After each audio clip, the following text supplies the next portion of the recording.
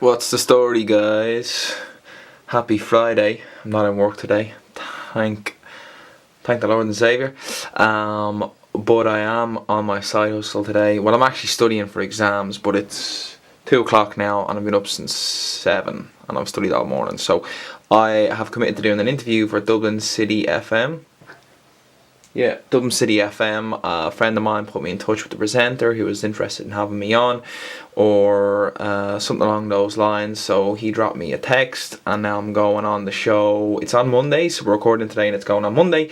And I'm just going to bring this along so I can record the interview and use it as content for my channel. We're going to talk about weight loss and how I did it, food and diet and stuff. He didn't really tell me; it's just a general interview and stuff. So just rocking down there with my pink snapback and my Abercrombie vest because I'm in study mode.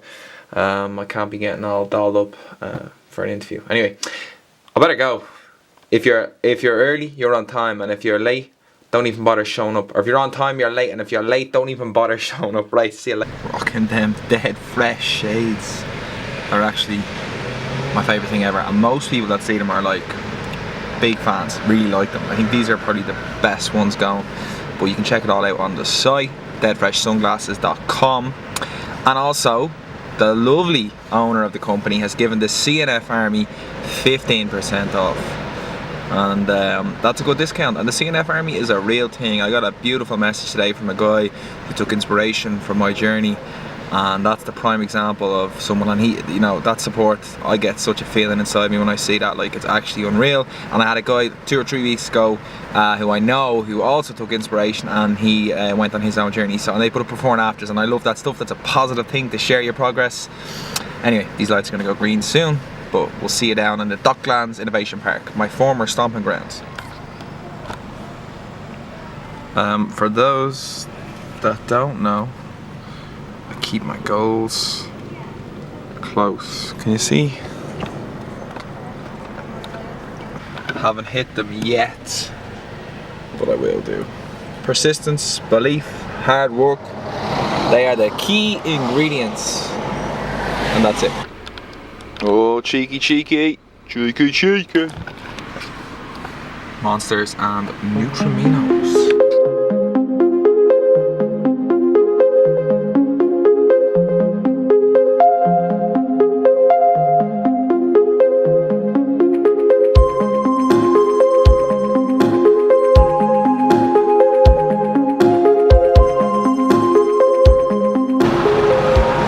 That's been going for ages.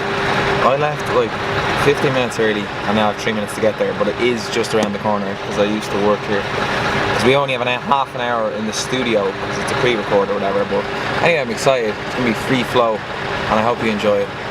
I'm not going to record anymore until I'm in there. Enjoy the interview.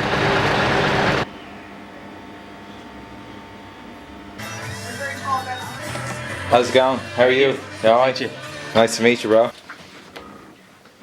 How tall are you? 6'4". 6'4", I was wondering. Yeah. It's misleading. I can hear you now. You got a good crew in there, don't you? Yeah.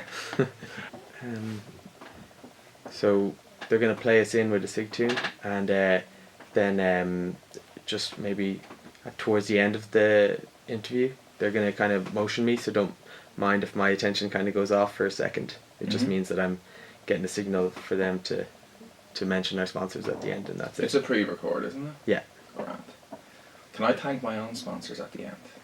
You can indeed. Yeah. Say, I'll bring that up anyway. I have a specific question related to that. Okay. But I'll say, where can people find you, and Great. who's taking care of you, kind of thing. Sweet. Thanks. No worries. Hat collection. It just caught my eye. Did you see my hat collection? I did. Yeah. How yeah. did you see almost some of the lines? On a lot of the videos. Yeah. It's cool. I have a lot of hats. Do you like hats? I do. I just like, as in, hats suit certain people. Yeah. And I don't. Yeah. I'm the latter. You have a fine head of hair, so. And what weight are you now, actually? I am about 105 kilos, about 16 and a half to 17. Yeah, 102 is 16 thereabouts, isn't it? It's on the dot. So. Yeah, so it's, 102. Yeah, exactly. Is Yeah. around 16. So yeah, I'm about just over 6 down, and about give or take two to go. But we'll play it by ear and see how the body composition looks. Yeah. could you sit a wee bit? Yeah, you can just, what you can do is just bring the mic a tiny bit. Yeah. Yeah, if you just pull it a wee bit closer. Yeah. There. What about the... Yeah, you can sit a little bit more relaxed there. No, I like this upright posture.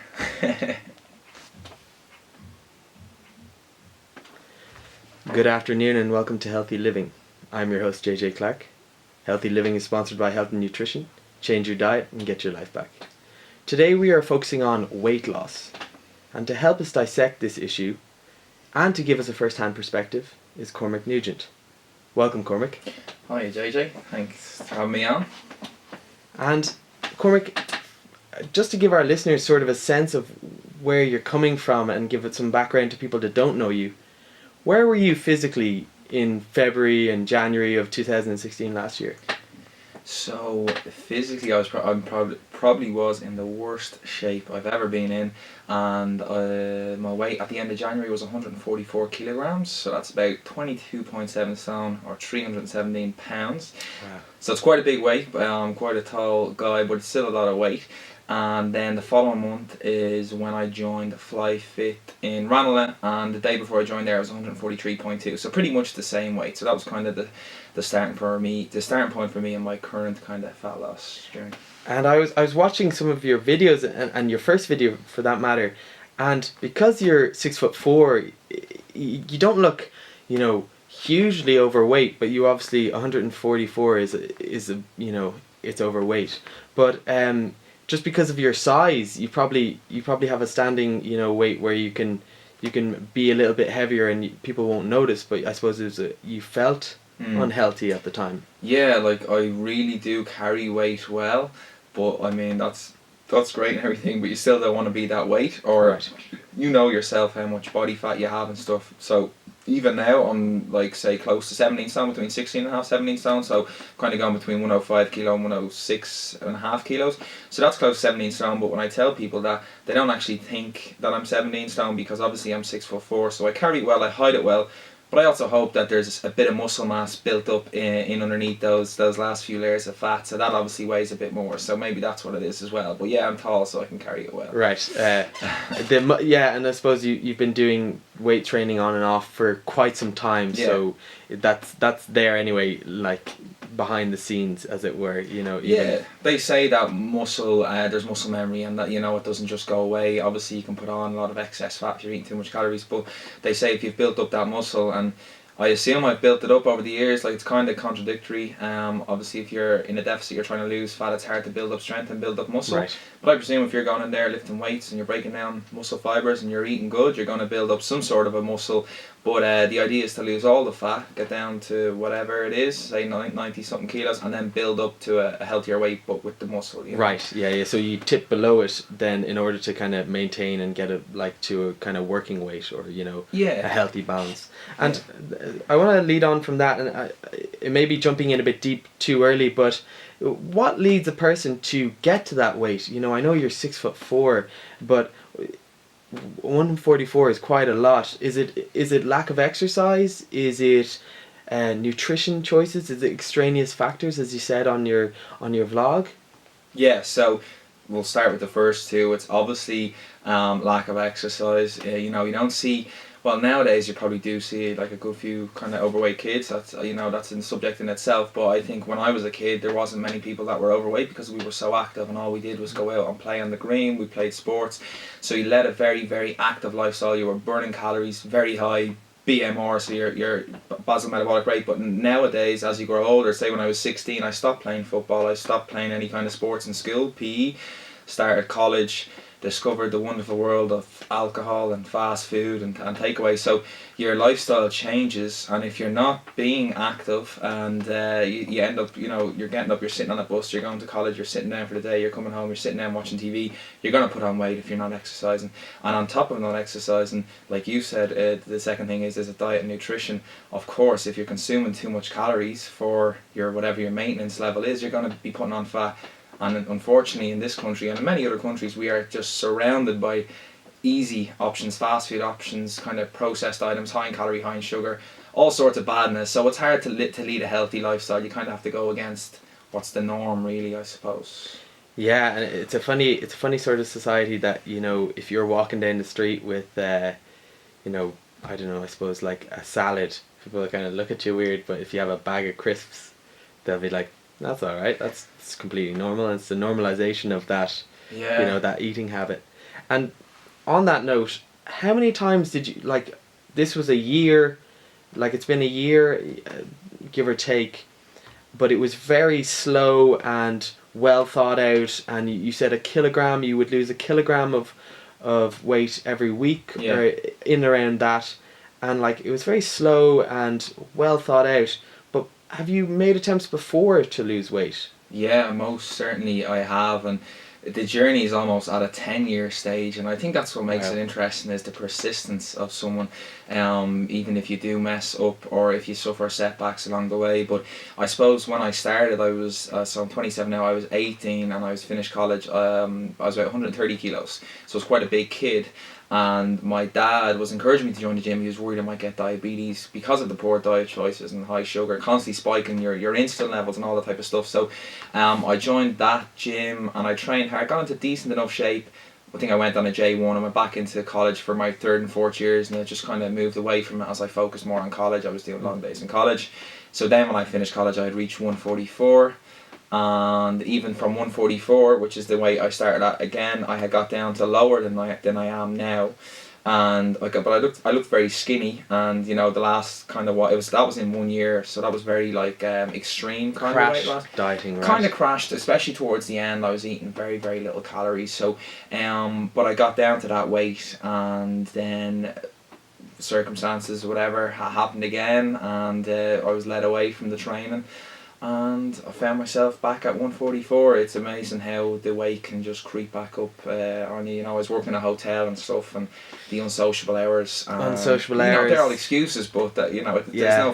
there's no doubt about it. That doesn't help with someone who's trying to lead a healthy lifestyle. You know. Yeah, it's like working in a bar or something that you only get breaks if you get cigarette breaks, and Yeah. so people start smoking, and you know you Yeah. have these, you know, late nights and lock-ins after. Yeah, exactly. Exactly right. Yeah, and I want to know that. So do you see that a lot, because you're inspiring a lot of people now to lose weight, and I think that's probably one of the most genuine like and sincere parts of your vlogging is like you can see that we want to help other people, and you're like it's not good to be in that place, and you're trying to help people.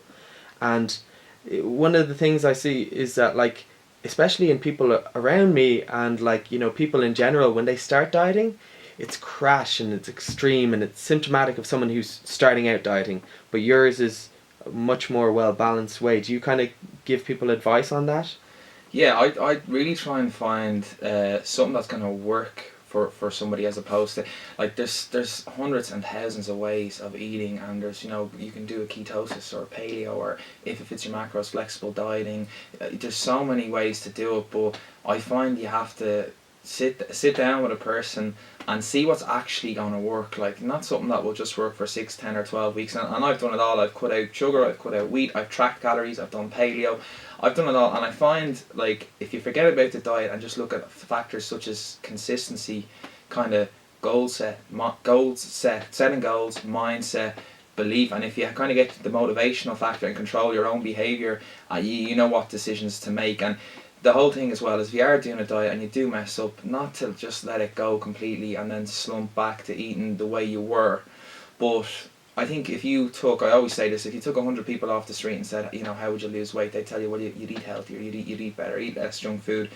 You know, everyone kind of knows how to lose weight. It's applying that knowledge is what's going to get you the results. You know, if you eat real food, whole food, and if you want to eat a little bit of, you know, processed, refined food, that's fine. Obviously, ideally, that's not going to be great for you, but I just find most people actually know how to do it.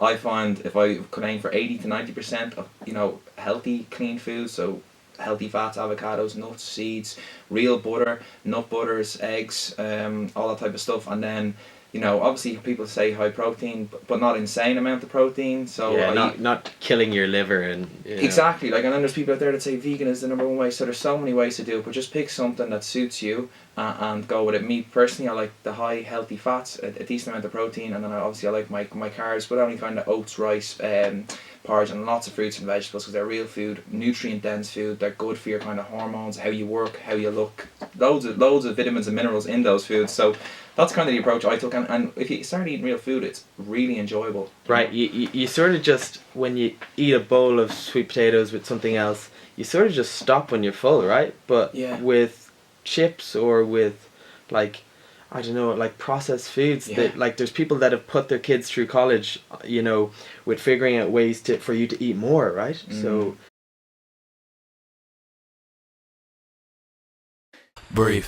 I can never be complacent with the lies, no complicit with the evil and spirit you keep inside. People surprised at whether they spine like a compassionate pastor upon the pages, surpassing what you've been asking while passing up in the moment. I live inside of the beat. The point I wanna get across is I'm not accepting defeated, the feeling of being depleted when all I really needed was a little bit of help. I never got it by myself. You mean to tell me that the only reason for living